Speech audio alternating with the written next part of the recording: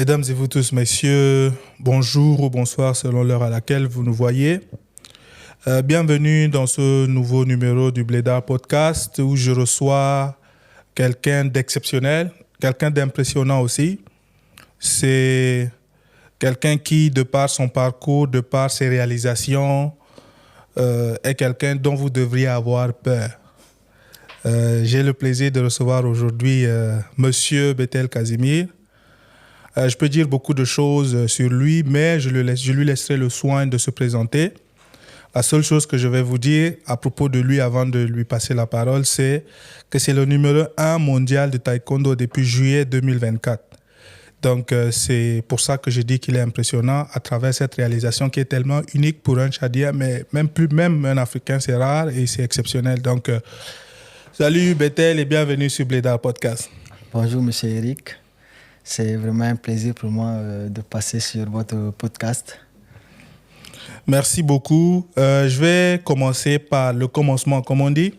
Est-ce que tu peux nous parler de ton parcours, qui tu es en tant que personne et surtout comment tu arrives au taekwondo au Tchad?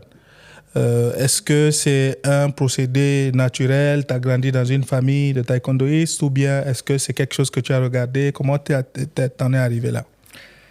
Une très belle question. En fait, j'ai commencé à l'âge de 11 ans. J'étais en train de jouer au quartier avec mes amis, au football, tout ça. Et parmi mes amis, il y avait un qui pratiquait le taekwondo. Il aimait plus le taekwondo que le football qu'on jouait au quartier. Donc, je lui ai demandé si je pouvais l'accompagner aux entraînements, tout ça. Il n'a pas hésité à me demander de l'accompagner. On était partis, j'ai vu que ça devenait intéressant.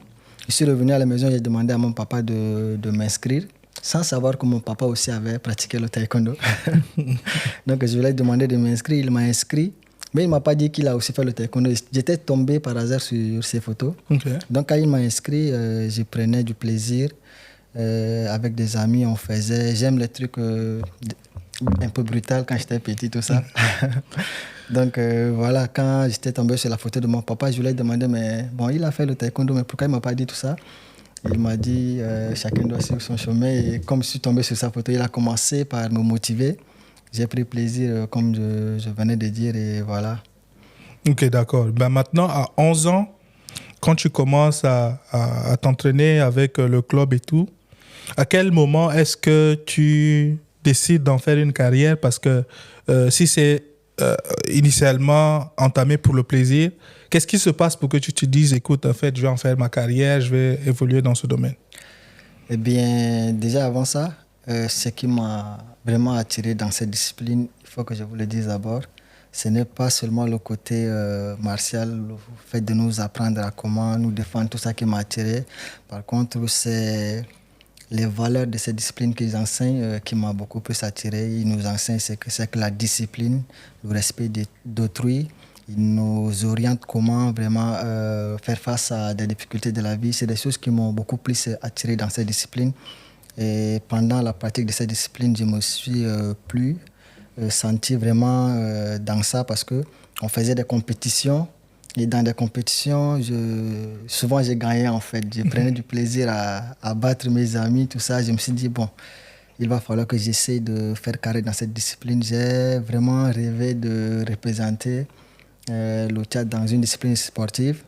Et j'ai eu la chance de me retrouver dans le taekwondo qui m'a vraiment ouvert la porte. Mais lorsqu'on pense taekwondo, on pense à une discipline asiatique typique. D'origine coréenne. Exactement. Donc, par exemple, c'est pas très populaire au Tchad.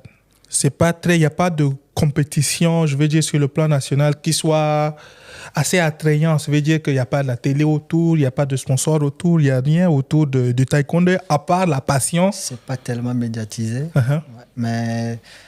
je peux dire que ça peut être la seule discipline individuelle qui a beaucoup de pratiquants aujourd'hui au Tchad. Okay. Mais ce n'est pas médiatisé. Donc, voilà. Ok, si on devait parler de taekwondo au Tchad, quel est ton regard?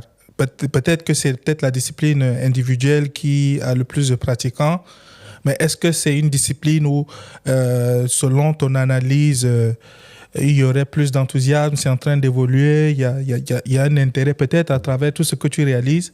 Est-ce que tu penses que cela va aider à booster la discipline de taekwondo au Tchad et peut-être attirer plus de jeunes qui pourront pratiquer cette discipline? Déjà, le taekwondo est une discipline qui attire. À travers notre kimono, à travers notre manière d'être, c'est une discipline qui attire beaucoup plus.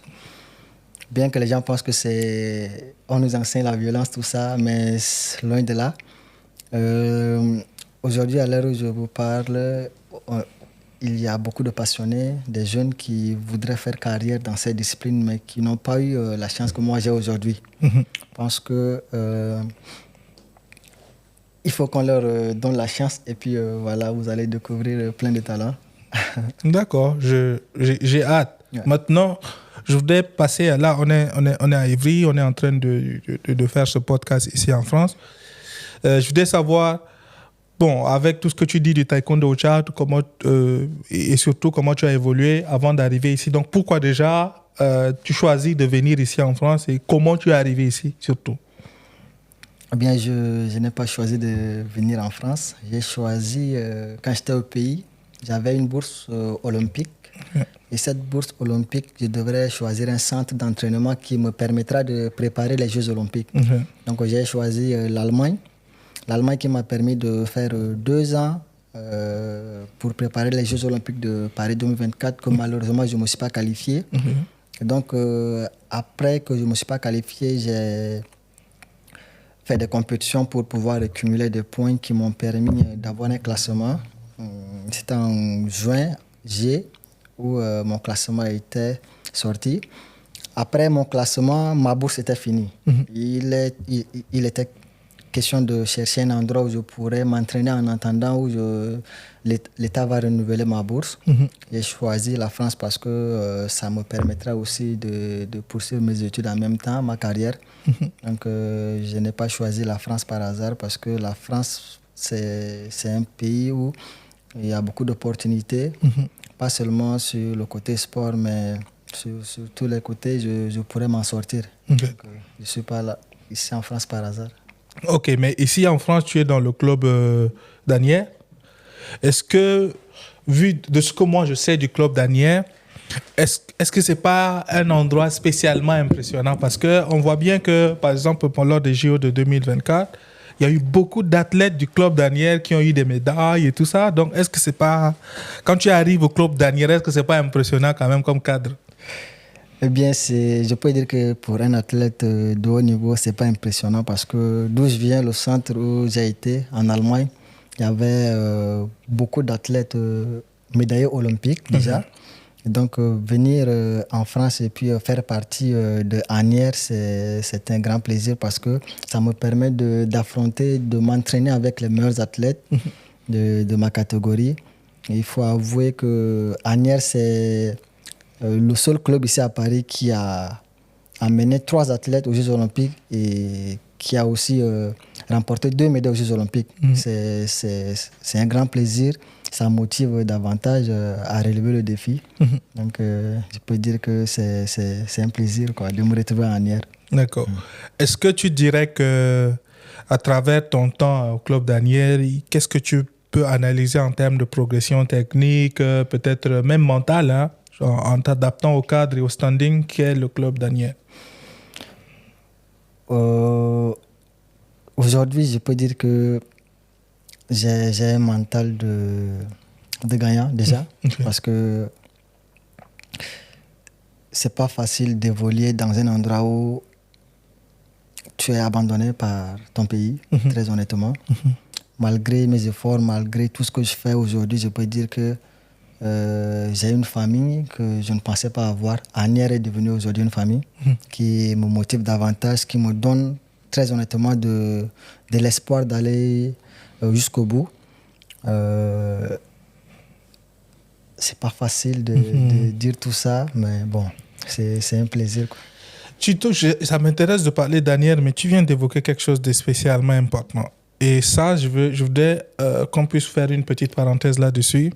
Le fait, en tant qu'athlète, d'avoir l'impression d'être abandonné par son pays, parce que lorsque nous, on regarde les publications, ou en tout cas, chaque fois que tu vas dans les compétitions et que tu gagnes presque systématiquement, chaque fois que moi je vois une compétition de taekwondo où tu participes, tu gagnes, tu sors toujours gagnant de cette compétition.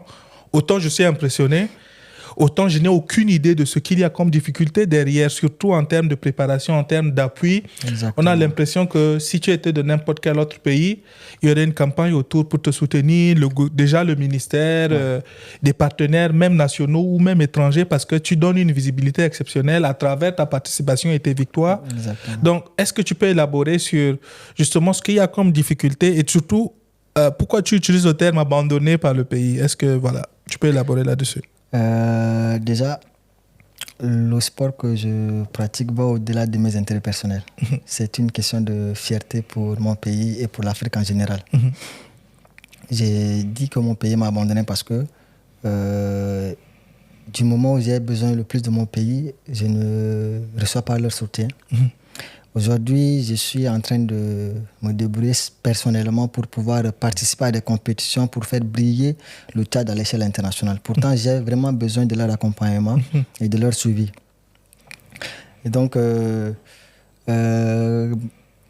j'ai rencontré beaucoup de choses, surtout quand mon classement était sorti.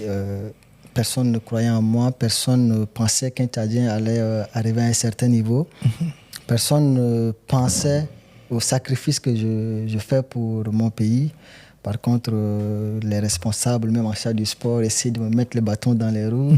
Ils essayent de me décourager. Aujourd'hui, bon, je ne me suis pas découragé, je suis là, tout ça. Donc, raison pour laquelle je dis que mon pays m'a abandonné, parce que malgré tout ce que je fais pour pouvoir faire rayonner le Tchad à l'extérieur, à l'échelle internationale, ils ne m'ont pas tendu la main. Je peux dire que j'ai la bourse. La bourse, c'est de la part à la solidarité olympique, c'est-à-dire à travers le comité olympique national, j'ai eu cette bourse grâce au président du comité olympique. Mais le Tchad ne me soutient pas. Okay. Est-ce que du coup, lorsque tu dis que par rapport au classement, ça veut dire qu'on parle de juillet? Parce que c'est en juillet où le classement est sorti. Exactement. Et depuis tu es numéro 1 derrière jusqu'à maintenant. Il y a une administration même du sport au Tchad qui a changé. Peut-être que je suppose que ça fait partie des choses qui ont peut-être été un bilan négatif pour l'ancienne administration. Est-ce qu'aujourd'hui, il y a plus d'ouverture avec un nouveau ministre, peut-être de nouvelles structures qui sont en place? Parce que, à ce que j'ai compris, le comité olympique, il soutient, mais le ministère, il l'appui qu'il faut pour participer à différentes compétitions n'est pas là. Donc, est-ce que tu as l'impression, ou en tout cas, tu espères que ça va changer avec le nouveau ministre et qui semble vouloir relancer plein de domaines? D'abord, je voudrais apporter des éclaircissements sur mon classement. Mon classement, c'était un classement provisoire déjà. Et ce classement change chaque fin de mois. Et quand mon classement était sorti, il était question de participer à des compétitions pour pouvoir maintenir mon classement. Déjà, je n'ai pas eu cette occasion de participer à des compétitions quand ma bourse était finie. Juste après les Jeux Olympiques, tous les athlètes de ma catégorie qui ont participé aux Jeux Olympiques et qui ont pris des médailles aux Jeux Olympiques sont venus monter à la tête de ma catégorie du classement. Aujourd'hui, je suis parmi les 20 premiers. Et l'objectif, c'est de chercher à être parmi les 10 premiers. Et donc, pour ça, je dois participer à des compétitions, comme je viens de dire, activement pour cumuler des points pour pouvoir être parmi les 10 premiers. Et être parmi les 10 premiers va me faciliter ma qualification pour les Jeux Olympiques de 2028. Et avec le nouveau ministre, il a déjà essayé de rentrer en contact avec moi. Je trouve que c'est une personne qui vraiment se soucie du sport au Tchad. C'est une personne qui essaie d'apporter un changement. Et je pense qu'avec lui, on va arriver à accomplir de grandes choses. Une des choses qu'on évoque toujours, c'est un peu la mentalité du champion. Aujourd'hui, tu parles de toutes ces difficultés qui, en réalité, peuvent saboter le mental d'un athlète. Mais au-delà de ça, là, tu es dans un club extrêmement compétitif, surtout parce qu'ils ont mis un standard très haut au club d'Anières. Comment ça se passe l'équilibre entre tes entraînements, tes autres activités? Parce que comme tu l'as dit, tu as ton aspect études à prendre en compte, peut-être boulot à côté aussi. Comment ça se passe? Parce que finalement, au lieu de, pendant que les autres personnes qui ont ton niveau sont concentrées simplement à s'entraîner, se reposer, se soigner et toujours être en forme pour les compétitions, toi, tu dois étudier, tu dois travailler, tu dois financer toi-même tes déplacements pour aller à des compétitions. Et après, nous, on regarde, quand on dit, écoute, si tu ne gagnais pas encore, on allait être les premiers à critiquer, alors que nous-mêmes, on ne participe pas à t'aider, ni nous en tant que personne, ni en tant que pays, on ne te soutient pas. Quel commentaire tu peux faire par rapport à tout ça? Et surtout, comment tu trouves la force de t'intégrer dans un club qui est très compétitif dans ces conditions? Eh bien, je ne sais pas comment répondre à cette question, mais il faut savoir que j'ai vraiment souffert. Quand j'étais au pays, avant de venir ici en Europe, quand j'étais au pays, je partais aux entraînements, des fois à pied, du quartier Amtokoui, que les gens connaissent, à Ardé Djumbal, des fois à pied, je rentrais à pied, des fois je rentrais tard, je ne trouvais pas à manger, des fois je dors ventre creux, des fois, je faisais des sacrifices au pays qui m'ont vraiment endurci quand je suis venu en Europe.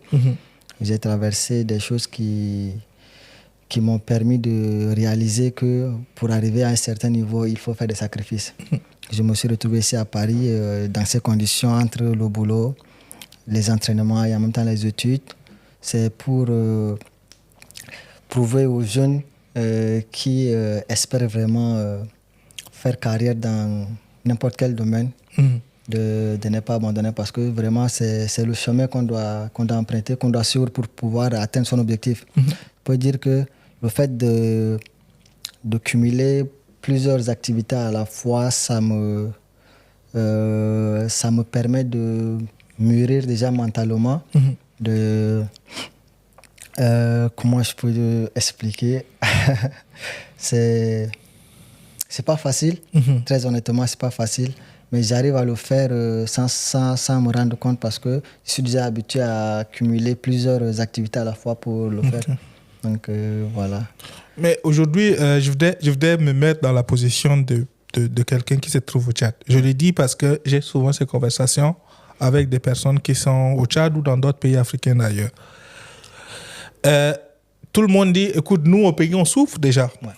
Donc, le simple fait d'être en France, normalement, c'est censé être plus facile. Et donc, tu es déjà dans les conditions meilleures, tu dois juste continuer. Est-ce que toi, déjà, objectivement, tu as l'impression que c'est plus facile en France ici qu'au pays, surtout peut-être en termes d'opportunités simplement?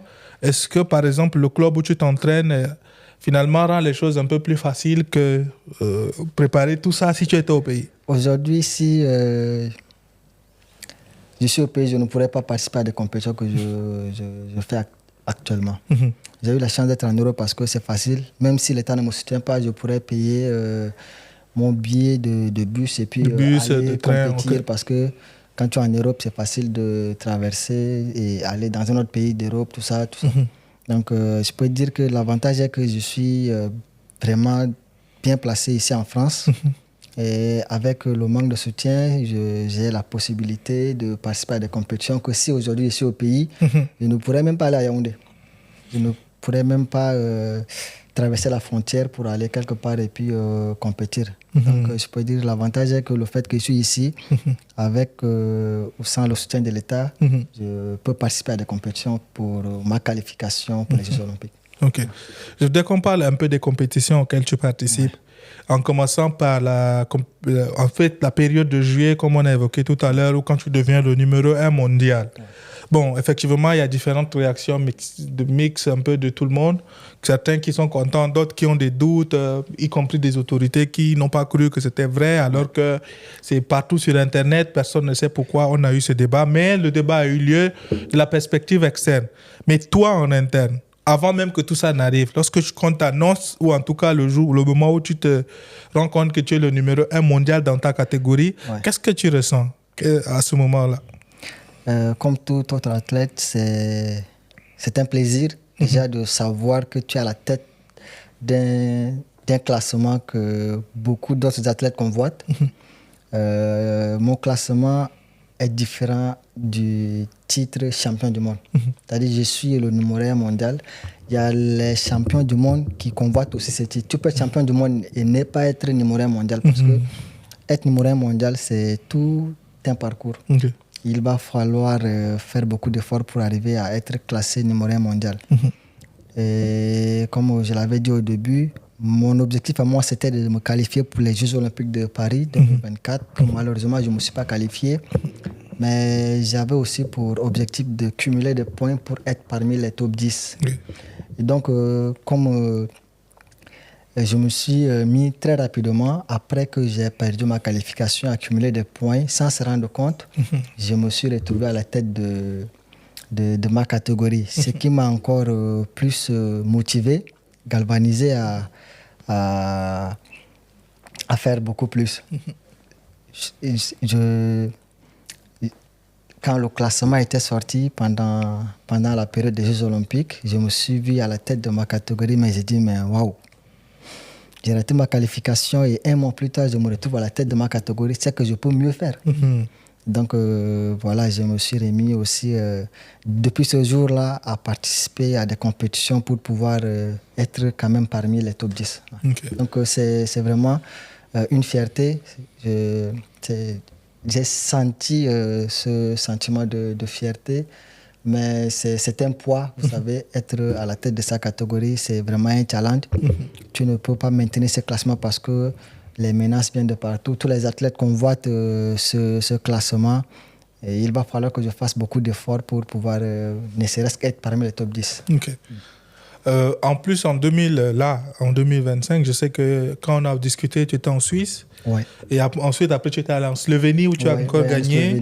Est-ce que tu peux un peu parler de cette compétition? Est-ce que pour vraiment clarifier, c'est justement pour accumuler des points et de continuer de te maintenir au top de ta catégorie. Est-ce que c'est la raison principale pour laquelle tu vas à toutes ces compétitions? Déjà, toutes les compétitions que je participe ont un intérêt pour la qualification des Jeux Olympiques de 2028. Et ces compétitions me permettent d'affronter les meilleurs athlètes de ma catégorie. Et quand j'échange avec ces meilleurs athlètes, je gagne aussi en expérience. Non seulement en expérience, mais ça me permet aussi de cumuler des points. Déjà, normalement, je devrais participer à 2 compétitions par mois pour pouvoir être au top de ma performance et aussi cumuler très rapidement des points. Parce que les points, ça part très rapidement. Chaque fin de mois, les athlètes de ma catégorie gagnent des points pour pouvoir se placer parmi les top 10. Donc, les compétitions que je participe, très honnêtement, c'est pour me permettre de cumuler des points et me positionner parmi les top 10 pour les Jeux Olympiques 2028. Ok, d'accord. Maintenant, je voudrais, en termes de compétition, je sais que tu prépares une compétition en Éthiopie et aussi, donc, ça veut dire que tu vas faire des compétitions en Afrique et ici. Est-ce que tu as l'impression qu'il y a une différence de niveau quand tu vas compétir en Afrique ou bien c'est essentiellement les mêmes personnes qui bougent un peu partout pour faire des compétitions? Par rapport à l'Europe, ici, quand tu es en compétition en Suisse ou en Slovénie, et quand tu es à Addis ou à Yaoundé ou ailleurs, est-ce que tu as l'impression que les niveaux ils sont différents dans les compétitions? Je peux dire que le niveau n'est pas différent. Et pratiquement toutes les compétitions que je participe en Europe, ce sont les mêmes personnes que j'ai l'habitude de les affronter dans des compétitions. C'est-à-dire on se connaît bien. Mais la compétition que je suis en train de préparer actuellement en Éthiopie s'appelle la Coupe présidentielle. Et cette Coupe présidentielle ne regroupe non seulement les pays africains, mais ça regroupe aussi les pays d'Europe et même asiatiques. Okay. Et donc, c'est une compétition qui va regrouper à peu près tous les meilleurs athlètes de ma catégorie. Okay. Le niveau, je peux dire que c'est une compétition internationale, tout ça. Donc, le niveau est vraiment un peu élevé. Okay. Et il y a des difficultés à affronter. Il y a des meilleurs athlètes que moi, plus que moi, qui sont là. Et c'est un défi pour moi parce qu'il n'y a pas une petite compétition en Afrique. Déjà, en Afrique, les jeunes ont la rage de se faire valoir à l'international, tout ça. Donc, chacun va chercher aussi à se montrer ce jour-là pour défendre son pays. Ça ne va pas être facile pour moi parce que déjà, je suis dans le viseur de tous les athlètes africains de ma catégorie qui veulent se placer devant moi. Et donc, j'ai aussi un défi à relever. ne pas me laisser faire. Ça ne va pas être facile. Très honnêtement, ça ne va pas être facile du côté de l'Afrique parce que en Afrique, tous les athlètes de ma catégorie aussi veulent se qualifier pour les Jeux Olympiques. Et il faut seulement une seule place pour la qualification des Jeux Olympiques. Donc, j'ai vraiment un défi à relever. Ça ne va pas être facile, mais bon, je ferai de mon mieux en fait. Ça va aller, on a confiance. On a confiance. Je voudrais savoir donc ici, pour revenir un peu à ta vie ici en France, et comme on a dit, il y a tellement de choses que tu fais en même temps, c'est très intense. Est-ce que tu restes connecté au Tchad, à tout ce qui se passe au Tchad et surtout, est-ce que tu retournes en N'Djamena? Qu'est-ce qui se passe? Parce que je sais qu'en décembre, j'étais au pays on était rentrés dans le même vol. Exactement. Mais est-ce que tu vas souvent au Tchad? Est-ce que tu es en tout cas connecté à ce qui se passe au Tchad en termes de réalité sociale ou autre? Je peux dire que oui, parce que si je rentre au pays, c'est pour voir la famille, passer du temps avec la famille, parce que la famille, c'est ma plus grande force, vous savez. Rester très longtemps loin de ma famille, des fois je suis démoralisé, mais quand je rentre au pays, je vois la famille, tout ça, je reviens en force avec beaucoup de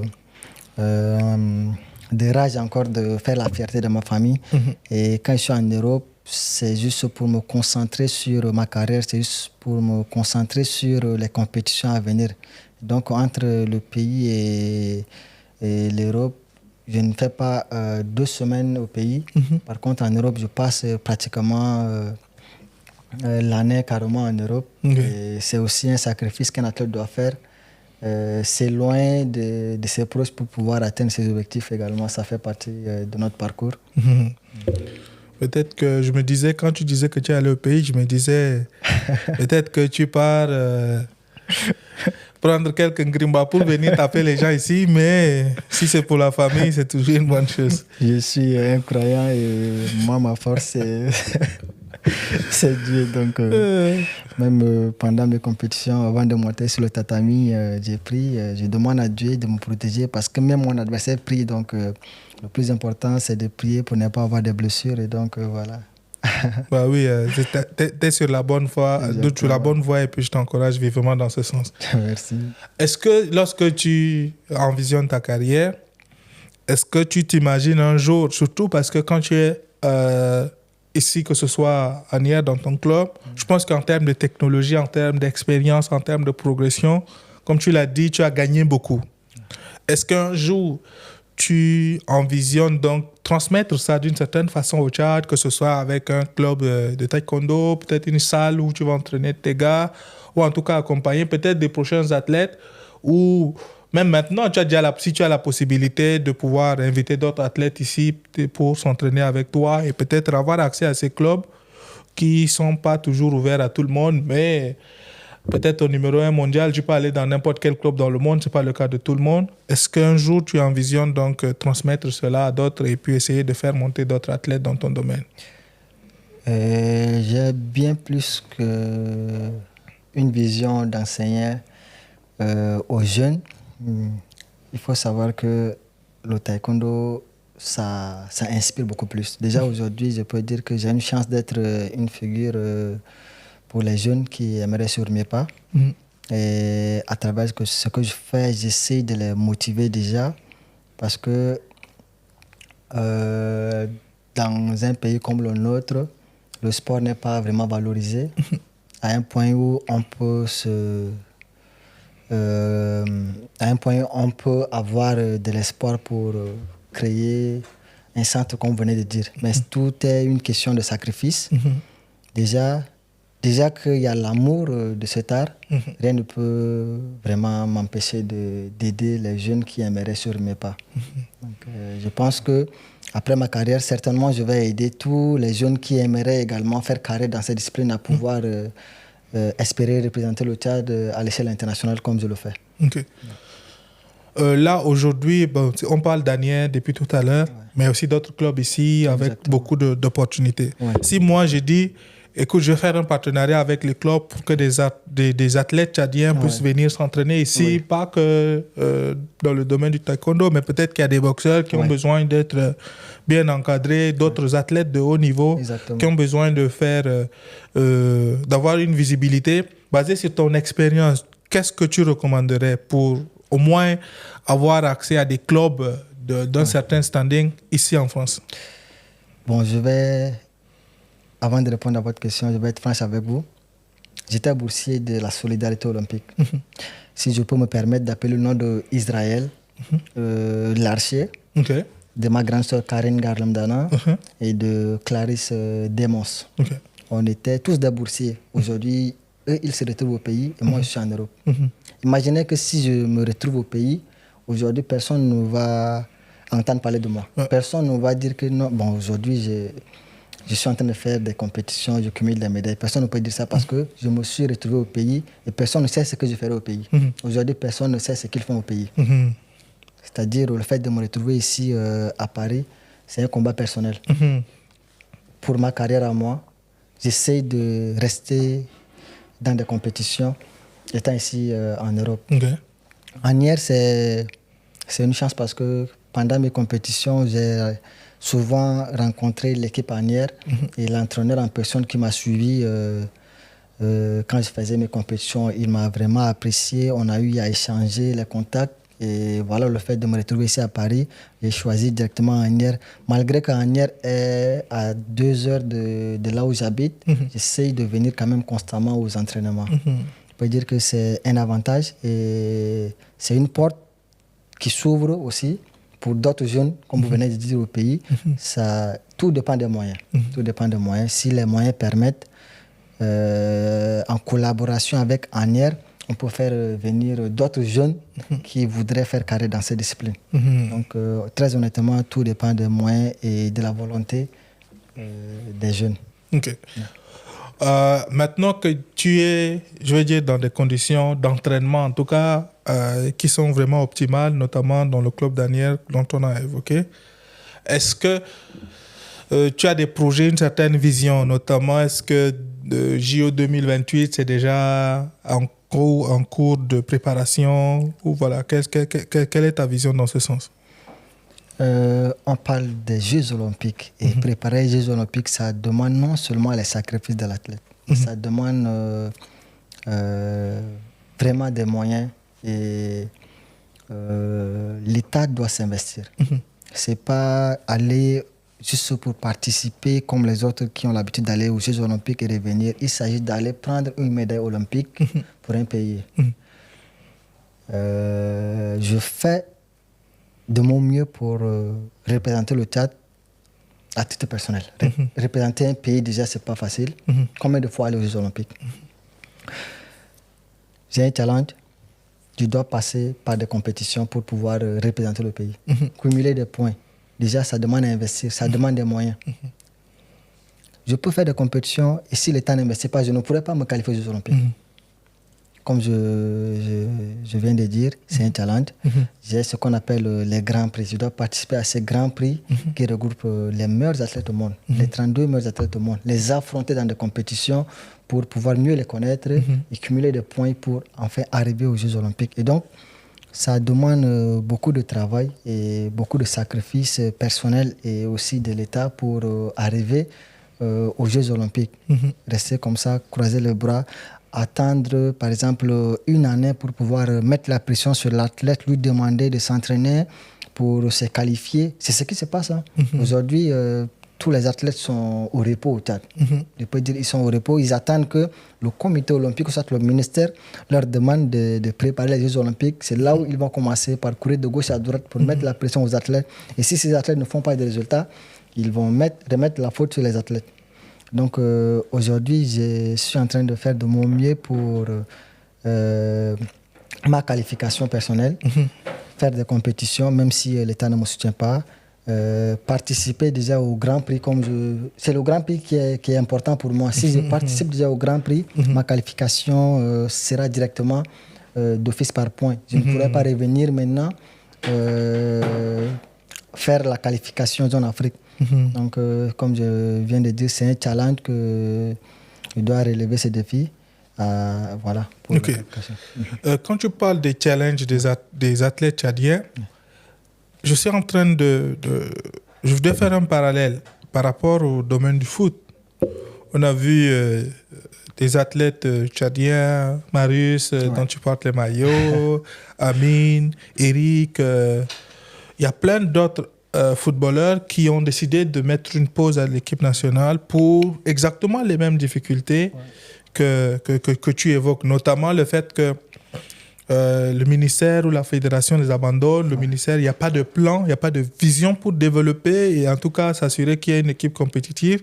Et on les appelle à un moment, venez, dans des conditions qui ne sont pas optimales. Ouais. Et après, c'est eux qui se font insulter. Exactement. Alors que s'ils étaient restés dans leur club, ils gagnent mieux en club, ils font tout. En fait, finalement, l'équipe nationale, c'est plus par patriotisme qu'autre chose. C'est plus pour donner du plaisir aux Tchadiens qu'ils viennent plus que pour de l'argent. Donc, est-ce qu'avec cette vague, ça t'arrive pas de dire, écoute, j'ai envie d'abandonner et peut-être trouver un autre pays d'ailleurs, parce que je suis convaincu que si tu es numéro 1 mondial, tu as d'autres propositions. Est-ce que ça t'arrive pas de dire, écoute, si j'accepte peut-être la France, pour représenter la France, ou bien un autre pays qui donnerait plus de place et des moyens pour que tu puisses être plus accompli en tant que personne, ça ne te tente pas de dire, écoute, je laisse tomber le Tchad, je me concentre, je serai l'un des meilleurs athlètes du monde, et puis je serai heureux au lieu de continuer à te battre pour dire je veux continuer de représenter les Tchadiens, et puis voilà. Comme je l'avais souligné au début, le sport que je pratique va au-delà de mes intérêts personnels déjà. C'est une question de fierté pour le Tchad et pour l'Afrique en général. J'ai vraiment, je peux dire que c'est une chance pour moi de représenter un pays que d'autres jeunes comme moi convoitent d'être à ma place. Aujourd'hui, avec mon classement, beaucoup de pays me sollicitent pour pouvoir les représenter. Je pourrais du jour au lendemain dire que bon, j'abandonne le Tchad. Mais aujourd'hui, si je suis en train de combattre pour mon pays, faire briller mon pays à l'échelle internationale, il faut être un athlète pour avoir ces sentiments. Déjà, avec le simple fait que je remporte les médailles, imaginez l'amour que mes compatriotes ressentent quand je publie une photo sur ma page Facebook, soi-disant je remporte une médaille. Vous voyez comment les gens sont fiers de voir qu'une personne les représente dignement. Voilà ce qui me motive aujourd'hui à soulever toujours le drapeau de mon pays. Sinon, j'ai eu beaucoup de propositions des pays européens qui m'ont demandé de combattre pour eux et qu'aujourd'hui, je n'ai pas encore dit mon dernier mot, tout ça. Mais bon, le plus important pour moi, c'est de faire la fierté de mon pays. Donc, voilà. Moi, je suis partagé. Autant je suis, en tant que Tchadien, je suis très admiratif de ta décision de dire je vais continuer à défendre les couleurs du Tchad. Une partie de moi est quand même triste. Parce que je suis conscient que je pourrais faire tellement mieux avec un peu d'appui. Même pas qu'on te donne les mêmes moyens que d'autres, mais juste le minimum. Par exemple, te permettre de participer. Si on disait, écoute, je donne un exemple assez basique. C'est-à-dire le gouvernement du Tchad ou le ministère ou la fédération, peu importe le comité olympique, s'il y a un accord avec Ethiopian qui dit, écoute, quand tu veux voyager pour des compétitions, tu as un billet gratuit une fois... que tu vas à ces compétitions, on va envoyer la facture au ministère. Ça veut dire qu'on ne te donne même pas l'argent. L'État paye directement. Ethiopian, toi, tu vas à toutes les compétitions. Donc, au moins, tu as un billet chaque fois. Ça t'aiderait déjà beaucoup.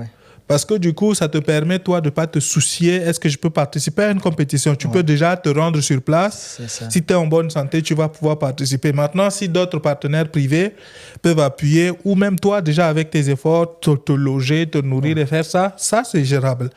Mais même ça, on ne fait pas. C'est pour ça que je dis à une partie de moi, j'ai un peu le cœur, j'ai un pincement de cœur quand même, parce que tu pourrais faire tellement mieux. C'est dommage parce que même ne serait-ce qu'un seul billet pour me permettre d'aller... Je ne demande pas d'avoir des millions, je ne sais pas, pour participer à une compétition. Je demande juste qu'on m'accorde un seul billet qui me permettra d'aller représenter, pas ma famille, mais mon pays. On me dit qu'il n'y a pas l'argent dans le trésor. On me dit qu'ils sont en cours de financement, tout ça. Ça m'étonne. Ça m'étonne, en fait. Mais bon, c'est aussi la réalité des choses. C'est des difficultés aussi qu'un athlète doit faire face. C'est pas, je pense qu'on a normalisé ça. Un athlète n'est pas censé se soucier, surtout s'il est le meilleur dans sa catégorie, il ne doit pas se soucier est-ce que je pourrais participer. Normalement, ce n'est pas le cas. Exactement. Mais je pense que ton parcours fait que tu acceptes ces choses en disant normal, de toute façon, je vais m'en sortir, je vais continuer à faire comme j'ai toujours fait. Mais ça n'en fait pas une chose normale. Et je pense qu'en tant que Tchadien, notre responsabilité collective, c'est de pouvoir donner de la chance à ceux qui nous représentent le mieux. Exactement. Et quand je dis ça, je ne parle pas que de l'État. Aujourd'hui, on est un pays où même ce serait même limite facile de se substituer à l'État. Parce que si un individu dit, écoute, moi je paye tes billets chaque fois que tu as une compétition, envoie-moi un truc. Il y a plein de Tchadiens que je connais qui sont capables de faire ça. Pour dire, écoute, je peux juste payer ton billet. Je ne peux pas faire autre chose, mais je peux payer ton billet. Si alors on dit, il y a 10 Tchadiens qui disent, hey, chaque fois que tu as une compétition, on va cotiser 50 euros, 100 euros, on met un compte où tu vas pouvoir voyager. Je pense que ça suffit. Parce que on n'est pas censé fonctionner comme ça, mais j'ai l'impression qu'on sera amené tôt ou tard à prendre ce genre d'initiative pour permettre aux meilleurs d'entre nous de pouvoir exceller à l'international, ce qui au finish nous bénéficie à nous tous. Parce qu'un jour, je peux aller en Corée, je me promène et puis quand quelqu'un dit « Tu viens d'où ?» Je vais dire « Je viens du Tchad ». Il y a de grandes chances qu'ils ne connaissent pas le Tchad. Mais quand je vais dire « Je viens du pays de Casimir Bettel », le gars qui fait du taekwondo dit « Ah mais Casimir, je connais. » Ok. C'est le Tchadien. C'est ce qui se passe dans d'autres pays avec d'autres disciplines. Exactement. Donc c'est pour ça que je pense que quitte à ne pas se substituer à l'État, au moins qu'on puisse se rappeler à l'État que, écoutez, il y a des gens qui sont très bons dans différents domaines. Et ça peut s'appliquer à d'autres personnes dans d'autres domaines. Aujourd'hui, on parle de toi, mais il y a d'autres jeunes qui sont excellents dans d'autres domaines et qui sont abandonnés. Et comme tu l'as dit, tes collègues avec qui tu as travaillé pour les JO, dans d'autres disciplines, ils sont abandonnés à leur sort, alors que s'ils sont arrivés à être considérés pour participer aux JO, ça veut dire qu'ils sont excellents dans leur domaine. C'est ça. Est-ce que pour essayer, en termes de solutions, est-ce que c'est quelque chose qui t'intéresserait? Pas aujourd'hui, parce qu'aujourd'hui, tu es en pleine ascension dans ta carrière, mais essayer d'être impliqué dans le développement du sport au sens large. Parce qu'il y a ton domaine dans lequel tu as peut-être des projets pour la fin de ta carrière qui, j'espère, sera le plus tardivement possible. Exactement. Mais est-ce que ça t'intéresserait un jour d'être impliqué dans le développement du sport au Tchad, peut-être avec un projet financé, peut-être par différentes organisations? Moi, je vois peut-être que s'il y a l'Union européenne, l'AFD, d'autres organisations qui peuvent financer des formations, des choses que tu fais, peut-être dans le cadre du développement du sport, est-ce que c'est des initiatives auxquelles tu penses quand même? Oui, c'est des projets qui sont en cours également. Mais déjà que le sport, comme je l'avais dit, n'est pas valorisé chez nous. Comment pouvoir mettre en place tous ces projets qui ont pour but de développer le sport, en particulier le taekwondo. Le taekwondo, c'est un sport qui demande beaucoup de l'exigence. Ça demande vraiment à mettre en place les infrastructures. Déjà, à titre personnel, que je n'arrive pas à avoir les partenaires pour m'aider à avancer. Vous savez que c'est dommage parce que j'ai eu à solliciter beaucoup les entreprises du Tchad pour qu'on puisse m'accompagner dans mes compétitions et qu'aucune de ces entreprises m'a répondu. Mais que j'essaie quand même de continuer sans les entreprises, vous savez. Mais j'espère fortement qu'un jour à l'autre, j'aurai le soutien peut-être d'une organisation qui va vraiment me suivre pour pouvoir développer cette discipline. Imaginez que si aujourd'hui on a un centre, même l'équipe nationale du Tchad n'a pas une salle appropriée pour les athlètes. On s'entraîne sous les gradins, hein, vous savez. Aujourd'hui, vous venez au Tchad, vous n'allez pas dire que là, c'est pas les ambassadeurs du Tchad. On s'entraîne sous les gradins comme si c'était du jeu. Et aujourd'hui, c'est sous les gradins qu'aujourd'hui, je suis aujourd'hui en Europe en train de représenter le Tchad. Personne ne peut savoir là où je m'entraîne, personne ne peut savoir, ne peut dire que c'est ici que tu t'entraînes. On s'entraîne sous le ciment, là où il fait chaud. Pourtant, ici en Europe, on s'entraîne sur le tatami. Vous savez, c'est carrément un autre monde au Tchad. Donc, il va falloir déjà qu'on valorise le sport au Tchad, qu'on accorde une certaine importance à nos athlètes. Et vraiment, on va investir pour pouvoir développer le sport au Tchad. Ok, moi, je voudrais te proposer un projet. Un projet, je voudrais qu'on combine tes compétences à quelque chose qui sera utile. Je voudrais que, si possible, on trouve un projet où tu enseignes à toutes les femmes tchadiennes le taekwondo pour qu'elles se défendent. Ouais. On a beaucoup de violences basées sur le genre. Exactement. Si tu enseignes à toutes les femmes et que toutes les femmes savent faire du taekwondo, on aura moins de violence. Il y a des gens qui vont se calmer un peu. Bon, c'est une parenthèse que j'ouvre comme ça. Ouais. Mais pour revenir et pour être plus sérieux, je voudrais justement profiter pour lancer un appel. Je sais qu'il y a beaucoup de gens qui nous suivent, il y en a qui réagissent un peu à gauche et à droite. Mais comme j'ai dit tantôt, je pense que c'est notre responsabilité. Soit pour rappeler aux autorités que faites quelque chose, parce que là, on a vraiment une chance de briller. Ouais. Ça va au-delà. Ça commence du chef de l'État. Aujourd'hui, on a beaucoup d'institutions qui sont en place. Il y a des fonds qui sont recueillis pour le sport, qui sont censés être là et en appui au ministère et qui ne viennent pas du Trésor. Donc, normalement, c'est pas les moyens qui manquent. Il faut vraiment orienter ça. Déjà pour ceux qui sont bons, et après on pourra essayer de créer des infrastructures, même justement pour pouvoir aider à faire avancer le domaine, en tout cas créer des bases pour que le sport puisse être plus mis en valeur. Tout à fait. Ma question, c'est que justement, étant donné que tu es ici, est-ce que tu dirais qu'aujourd'hui la France est une étape vers autre chose? Est-ce que c'est temporaire? Ou tu dirais que là, tu es maintenant installé ici, peut-être que tu vas aller ailleurs, mais tu vas te poser ici pour en faire un peu ta base pour t'entraîner, voilà, sur une longue durée, quoi. Surtout peut-être jusqu'au JO, peut-être jusqu'à d'autres projets. Bon, je peux dire que c'est une étape parce que pour pouvoir arriver aux Jeux Olympiques, il va falloir que je m'entraîne avec les athlètes un peu partout en Europe. C'est-à-dire, je vais me déplacer d'un pays à un autre pour pouvoir gagner en expérience. La France, aujourd'hui, ça me permet de rester temporairement préparer mes compétitions. Mais après, je ne sais pas si l'État tchadien pense à moi ou si on me renouvelle la bourse de la solidarité olympique. Je pourrais me déplacer un peu partout en Corée, peut-être en Espagne, peut-être en Colombie, pour pouvoir m'entraîner avec les athlètes de ma catégorie qui me permettront de gagner en expérience. Et donc aujourd'hui, la France, je peux dire que c'est une étape. D'accord. Une chose, ça c'est un engagement que je prends devant la caméra. Pour dire, il y a plein d'endroits que je ne connais pas, sur lesquels je ne sais pas si je peux être utile. Mais si tu vas en Corée, tu me dis, et je sais qui appeler pour que tu n'aies aucun problème et que tu aies des accès pour t'entraîner, pour être tranquille. Si c'est la Corée, dis-moi quand tu vas aller en Corée. Dis-moi quand tu vas aller en Corée, le reste, on va gérer. Je ne vais pas hésiter. Parce que ça, c'est mon pays même. Donc, si c'est la Corée, on va gérer. D'accord. On est presque en train d'aller vers la fin.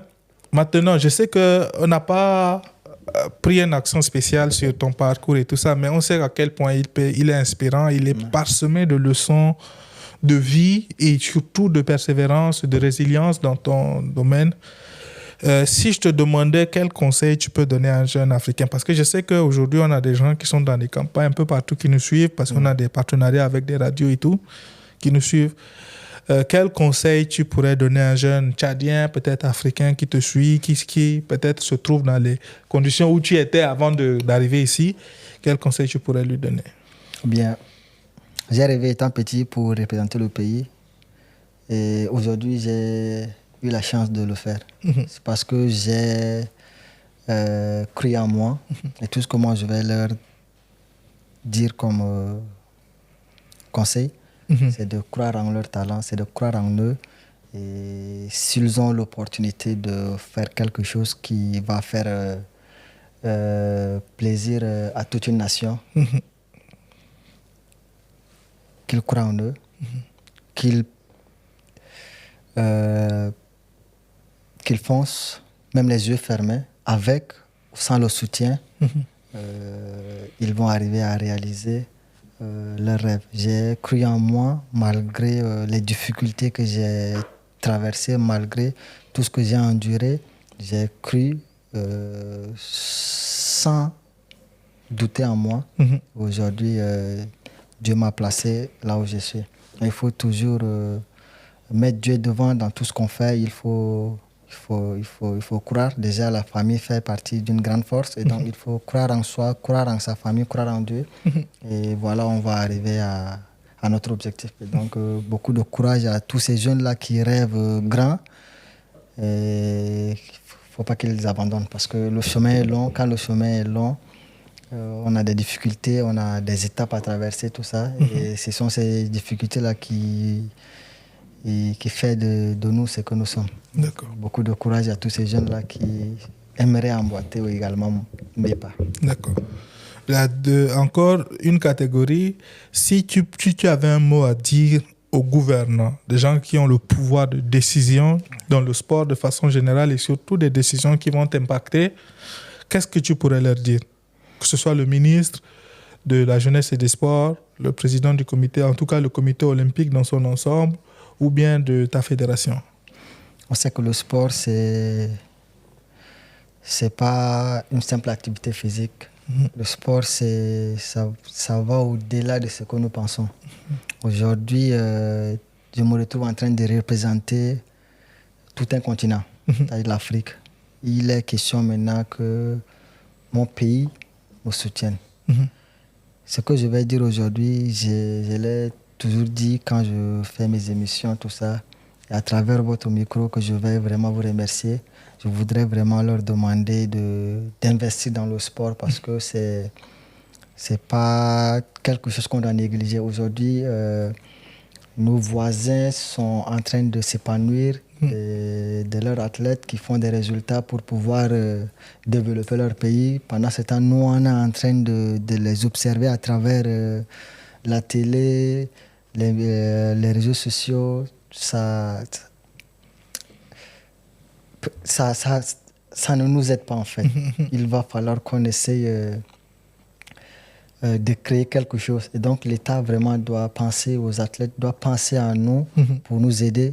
Tous les jeunes qui essayent de faire carrière dans le sport, il faut vraiment qu'on investisse. Il faut vraiment qu'on nous tende les mains parce que c'est la seule chose qu'il nous faut pour pouvoir faire parler également de notre pays comme les autres pays le font. Okay. Donc très honnêtement, il faut investir. Il faut vraiment investir dans le sport en général. Ok. Je vois bien que tu reçois beaucoup d'amour du public tchadien déjà et par extrapolation du public africain. Si tu devais dire quelque chose au public qui t'aime beaucoup, qu'est-ce que tu dirais? Déjà, je voudrais vraiment les remercier parce que ce public-là fait partie de ma plus grande force. Savoir que je fais quelque chose que les gens apprécient, c'est la seule chose qui me motive. Même quand je n'ai pas le soutien, je me suis dit que non, à travers ce que je fais, je donne le sourire à tout un peuple. Voilà à peu près ce qui fait la force d'un sportif. Donc, je voudrais vraiment les remercier et leur demander de soutenir également d'autres disciplines sportives parce que c'est leur soutien qui permet à ces sportifs-là d'avoir de l'espoir pour représenter quand même leur pays. Donc voilà, je suis très content de savoir que déjà, moi, on me soutient malgré que des fois je participe à une compétition où je ne remporte pas les médailles. On me porte toujours leur soutien, tout ça, et c'est ça qui fait que je suis motivé davantage. Et donc, surtout au public tchadien, je leur demande de tendre leur main toujours aux autres athlètes, pas seulement aux sportifs. Et déjà, je voudrais parler de la généralité. Il faut qu'on soutienne la culture tchadienne en général parce qu'on en a besoin. On ne va pas soutenir celui-là et laisser celui-là. Il va falloir qu'on s'unisse tous ensemble pour pouvoir faire avancer notre culture. Et donc, je voudrais sincèrement les remercier parce que grâce à eux, j'ai découvert que rien ne peut m'arrêter parce que Je peux dire que même si je participe à une compétition où il n'y a personne il n'y a aucun compatriote qui me soutient en live, je sais qu'à travers les réseaux sociaux, on me suit, on m'apporte leur soutien. Et c'est ça qui fait que je persévère toujours. Donc, merci beaucoup. D'accord. On va aborder la toute dernière phase. C'est-à-dire, je vais te poser des questions, tu réponds en un mot ou en une phrase, tic-tac, et puis on va clôturer là-dessus avant que je nous dise la conclusion. Quelle est ton idole dans le sport? Je n'ai pas une idole dans le sport. Très honnêtement, je suis l'idole des jeunes, je peux dire ça. D'accord. Donc, je n'ai pas une idole. Paris ou N'Djamena? N'Djamena. Le combat le plus dur que tu as eu à livrer? 2021, en Turquie. J'avais une fracture. D'accord. Un plat tchadien qui te manque le plus en France? Moulkié. Ce que tu écoutes pour te motiver avant un combat? J'écoute beaucoup plus du Ligui. J'aime bien écouter la voix de mon frère. Ça me motive davantage. Dieu ne dort pas, sa chanson préférée. D'accord. Quelle est la première chose que tu ferais si tu gagnes une médaille olympique? Remercier Dieu. Une mauvaise habitude que tu essaies de perdre? Ma timidité. Ça me rend faible. Si tu pouvais parler au petit Casimir de 10 ans, tu lui dirais quoi? Tu as cru en toi. Continue de croire en toi. Quelle est ta plus grande fierté jusqu'ici? Rendre tout un peuple fier de moi. C'est ça ma plus grande fierté. Quel est le pays où tu rêves de combattre un jour? Aucun pays, à part le Tchad. Quel est le surnom qu'on te donne dans ton club? Jet Li. Si tu n'étais pas sportif, tu serais quoi? Danseur. Plutôt coup de pied retourné ou coup de pied direct? Coup de pied direct. Un moment gênant pendant une compétition? Quand je prends quoi à la tête, ouais. Quelle est la personne qui t'appelle toujours après un combat? Ma maman. Quel est ton rêve ultime en une phrase? De remporter la toute première médaille olympique pour le Tchad. Merci beaucoup. Je pense qu'on arrive au terme de ce numéro. Je voudrais te donner un mot de fin avant que je ne puisse clôturer. Donc, si tu as un mot de fin à dire, c'est le bon moment. Je n'ai pas grand-chose à dire, mais vous remercier très sincèrement, M. Eric, parce qu'à travers vous, ma voix va porter un peu partout. Et donc, sincèrement, merci pour cette grande opportunité que vous m'accordez à travers votre podcast. Et j'espère que j'ai répondu à toutes vos questions. Donc, sincèrement, merci beaucoup à votre équipe technique également, qui a fait un travail exceptionnel. Et j'espère continuer de vous rendre fiers, M. Eric. Merci. Et je pense qu'on est très fiers de toi. Merci à toi pour ta disponibilité. Pour vraiment t'être rendu disponible sans vraiment un casse-tête. Je sais que au-delà du caractère sympa que tu es quand même un athlète de très haut niveau d'un standing international. Beaucoup auraient compliqué la communication, ainsi de suite, mais tu es quelqu'un de très sociable, très sympa, donc je te remercie pour cela. Tu as répondu à toutes nos questions avec beaucoup de bienveillance. Merci. Donc je te remercie pour cela et je te réitère encore à quel point aujourd'hui, c'est un vrai honneur pour moi de pouvoir échanger avec toi. Je voudrais clôturer en ces termes. Je pense que